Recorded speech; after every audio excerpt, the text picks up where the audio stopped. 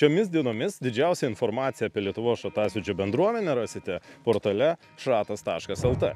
Čia pamatysite, kada artimiausi renginiai, kokie yra organizatoriai, žaidėjai, komandos, o taip pat galėsite susipažinti su šatasvydžio taisyklėmis bei saugumo reikalavimais, kurių privalo laikytis kiekvienas šatasvydžio žaidėjas. Šiame video pabandysime parodyti dažniausiai daromas klaidas, kurių kartoti nevalia. Žiūrėk, varom dar pasikronuosim kažkur. Kaip praeitą savaitgalį geimas. Super. Oras geras. Žiūrėk, gera proga, gal aš nubėgsiu pas nykštukus. Nunešk mano ginklą, gerai? Patarkiai svingas gal? Aha. Parodyk, kaip pas tave skamba. Šit taip iššauk. Nu, parodyk. Nešaudom, aš čia be akinių. Sorry. Pirmą kartą į žaidimą atvažiavau. Neprasidėjus žaidimui, parkinge ir kitose vietose šaudyti nevalia, o ginklą prisišaudyti galima specialiai organizatoriaus pažymėtose vietose. Visą tai sugalvota tam, kad nenukentėtų žaidėjai be apsaugų ir pašaliniai žmonės. Aš pinigus moku. Žiūrėk, kur čia šaudai, tai ką tu nematai, kad norėjau pamišti? Palauk, jaunuoli, akinius privalu dėvėti atvykus į poligoną ir nenusiimti viso renginio metu tol, kol nepasibaigs šaudimas. Ar supratai? Okei, viskas. Šatasvydžio žaidimas prasideda gerokai anksčiau prieš atvykstant į poligoną. Jau minėtų bazinių taisyklių renginys gali turėti specifines taisyklės, poligonoje ar aikštelėje adaptuotus saugumo reikalavimus, o taip pat scenarijaus subtilybių, kurių nežinantys žaidėjai gadina renginio atmosferą. Nu ką vakar, gerai patusinai? Jau, tai aš iš vis nemagoju, aš čia atvariau. Taisyklės kažką mokysi, ne? Tai kad tos pačios taisyklės čia visur, aišku, nieko nesvarbu. Ne, tai aš irgi nepagalvoju, nu blemba, kas gali būti daugiau? Va, pataikė, ranką pakėliau. Pažiūrėk, ten jau skaičiu. Organizatorius atsako už visų dalyvių saugumą. Jo pareiga užtikrinti, kad visi žaidėjai žinotų saugumo taisyklės bei jų laikytųsi. Vienas organizatorius prisigalvoja savo kažkokių dalykų, ten ką nors sugalvos, ten kokį nors šaudimo limitai, ten ginklas netaip atrodo, nu tai blemba. Nu, ką čia klausėt? Kas čia rankoj? Čia nieko, čia po vakar biškį blogių. Žaisti apsvaigusiam nesaugu, todėl draudžiama. Jūs vėl sugalvojat savo taisyklių, aš karočią negaliu ateiti paprastai pažaisti. Skaityk taisyklės. Nu tai kokias taisyklės? Aš užmokėjau babkės dabar, va, su bičiu atvarėm po vakarėlę, tai ką aš čia skaitysiu dabar kažką? Ne, eikit jūs, išeinuos, vienu žodžiu. Daugiau neatvažiuosiu. Koks antros klasės ginklas saugus atstumas? Nu, tam plius minus, va. Nu, va taip. Nežinau, tam metras. Ne, nu kaip visur. Tu taisyklės bent jau skaitai? Tai kad jos visur vienodos. Aš pas kitus buvau, tai visiems viskas tinka ir viskas. Manau, kad reikėtų pasiskaityti, o bent jau raudoną liemenę turi. Jo. Kas čia per skuduras? Va, raudon. Pašautas. Normalią liemenę turi raudoną. Nesimato, va, didelis skuduras. Tai mane pašauna, aš parodau ir viskas. Ir einu. Ar tu supranti, kas yra liemenė? Šratų bendruomenėje išpuoselėta taisyklė nukautus žaidėjus žymėti raudonomis liemenėmis, kurias privalo turėti kiekvienas žaidėjas. Kitokios priemonės, kurias galima pamatyti užsienio content makerių filmukuose, šrato žaidimuose netiks. Rikiuojamės į briefą. Pradėsim žaidimą. Svarbiausias dalykas šatasvydyje – pagarba. Garbingai prisipažinti, kad į tave pataikė, atsakingai susipažinti su bendruomenės renginio taisyklėmis ir sumanymu, atsakingai pasiruošti renginiui, taip demonstruojama pagarba. Gerai, tai mūsų bus 3 grupės, po 2.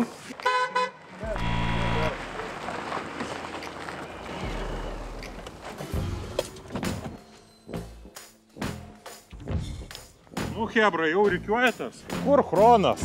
Kur orgai? Sveikas. Sveik. Žiūrėk, grionkių reikia? Turi? Taip, turiu labai gerus su sipais. Tik niekam nesakyk. O tai... Ką, žiūrėk. Šatasvydis – komandinis žaidimas. Vienas nepagarbiai besielgiantis žaidėjas gali sugadinti visą renginį. Vėluojantis nukelia žaidimo pradžią, kalbant kitaip trukdant briefingui gali būti neišgirsta svarbi informacija ir žaidimo metu dėl to kilti konfliktinių situacijų. Su papigiai turiu. Reikia? Lemba, bet... Tokie labai geri, nestringa vamzdžiuose, tikrai. Turiu visokių, ta prasme, ir metalinių, ir stiklinių, ir su šiferiu. ta prasme, kokių reikia.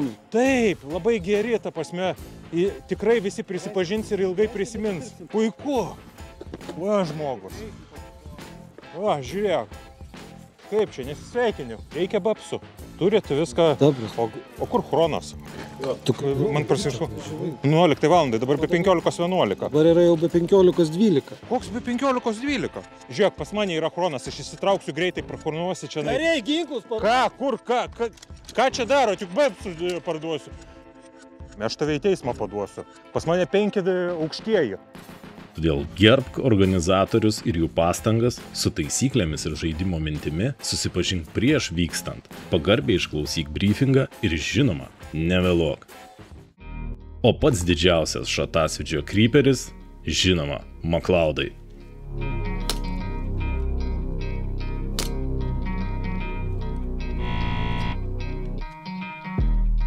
Stop, vyrutė. Šatasvidėje šato pataikymas į bet kurią kūno ar ekipuotės vietą, pavyzdžiui, kepurę, ginklą, yra skaitomas nukovimu. Reiškia, tu turėtum likti vietoje, garsiai sušukti hit, iškelti ranką, kad į tave pataikė, išsitraukti raudoną liemenę ir ją užsidėjus, žygiuoti į atgimo vietą, respawną, arba jeigu žaidime yra taikoma nukraujavimo arba mediko taisyklė, likęs vietoj kažkurį laiką, pavyzdžiui 5 minutės, bandai šauktis mediką arba laukai, kol nukraujuos ir tik tada judi į respawną. Sužeistasis turi daugiau apribojimų, negali savarankiškai judėti, šaudyti, naudotis radijo stotimi.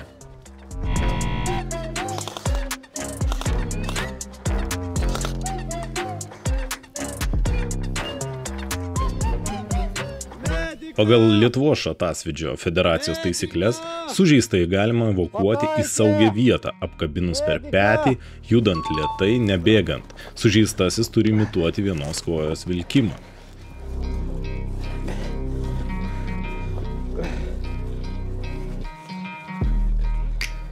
Priklausomai nuo žaidimo taisyklių, gydyti gali dedikuotas medikas arba kitas nesužeistas žaidėjas.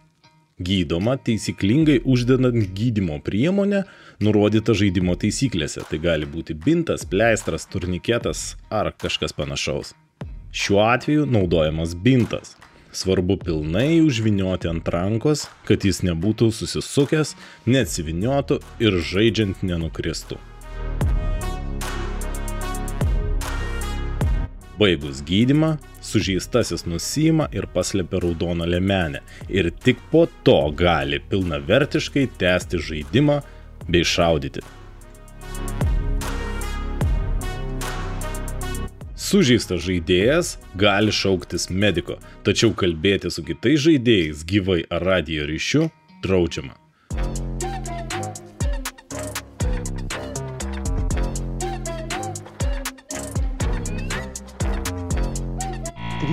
Priešai, mačiau už kavinės, čia iš karto. Viskas. Okay.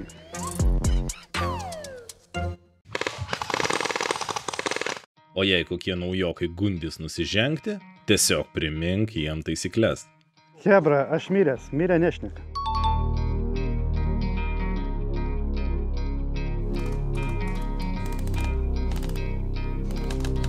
Neretai konfliktai kyla dėl nukautų, aktyviame žaidime nedalyvaujančių žaidėjų.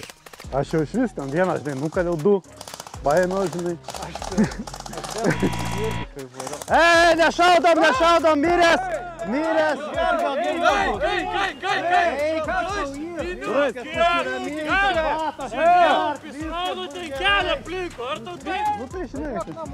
Žinai, ten pataidam biškį, žinai, ir soktam. Nukauti žaidėjai neturėtų trukdyti žaidimui. Jeigu priekyje matote, kad vyksta kova, palaukite, kol jinai baigsis, persikels į kitą vietą arba tiesiog apeikite ją šoną. Gerai, varom.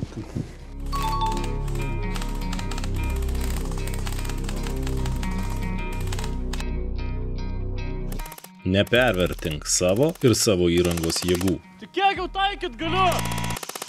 Taigi kiek šaudyt galiu, nu? Apkabau pasibaigė beveik! Pagirdi? Papaistinį, dėkui. Kalbinau.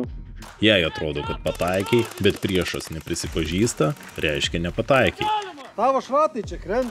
To prasme ten krenta, aš mataugi pataiko. Skrenda, va, tiesiai jam. Per toli šaudai, tik nedeskrenda. Negadink visiems dienos keldamas konfliktą, o savo įtarimus išsakyk organizatoriui, kuris atkreips dėmesį ir prireikus imsis veiksmų.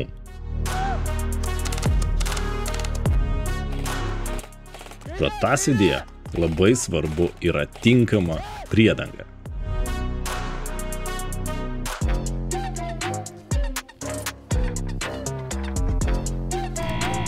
Tačiau slėptis už nukaltų žaidėjų yra draudžiama ir negarbinga.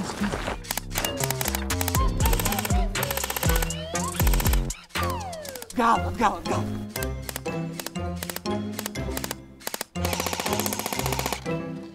Nu, palauk. Stop.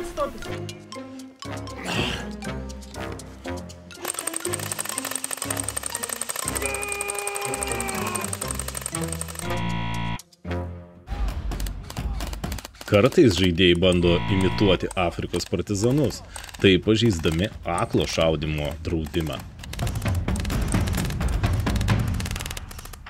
Prie senelės, bėga!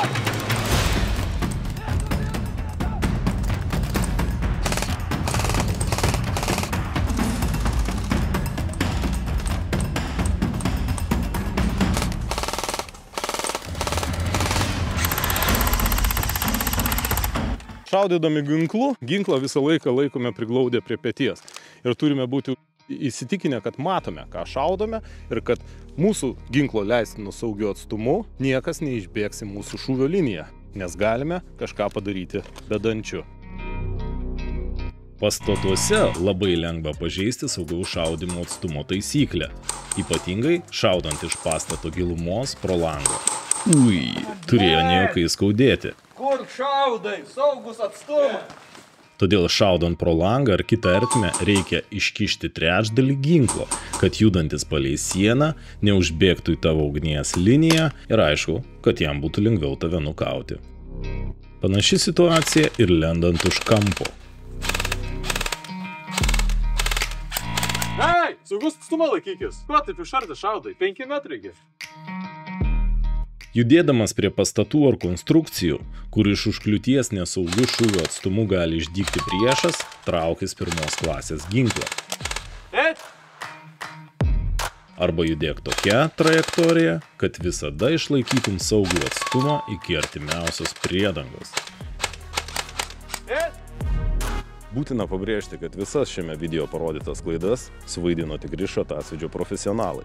Jie ne tik puikiai išmano taisyklės, bet ir žino, kaip jų laikytis. Todėl nebandykite atkartoti klaidų žaidimų metu, nes užsidirbsite geltoną ar net raudoną vėliavą ir niekas nenorės su jumis žaisti. Atsakingai išstudijuokite taisyklės, supraskite jas ir jų laikykitės. Pagarbiai elkitės bendruomenės narių atžvilgių ir tada turėsite daug smagių akimirkų žaisdami šatasvydį. Iki pasimatymo mūšio lauke.